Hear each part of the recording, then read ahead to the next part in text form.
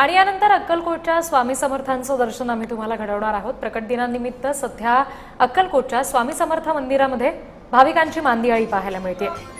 महाराष्ट्रासह आंध्र प्रदेश, कर्नाटकमधील भाविकांनी सोलापुरात गर्दी केली आहे। प्रकट दिनानिमित्त स्वामी समर्थ मंदिराला आकर्षक सजावट करण्यात आली आहे आणि या निमित्तानं जय महाराष्ट्रवर तुम्ही सुद्धा थेट ही दृश्य बघताय। अक्कलकोटच्या स्वामी समर्थ मंदिरामध्ये भाविकांची जी गर्दी झालेली आहे त्याची ही दृश्य आहेत। मंदिर समितीच्या वतीनं भाविकांसाठी मंडप, पिण्याचं पाणी, बसण्याची विशेष व्यवस्था केलेली आहे। ही दृश्य आपण बघतोय। अक्कलकोटच्या स्वामी समर्थ मंदिरात भाविकांची प्रचंड गर्दी झालेली आहे। आपल्या अभिषेकाची पावती करतील त्यांना स्वामी प्रसाद म्हणून श्रीफळ आणि खडीसाखर तात्काळ देण्यात येईल।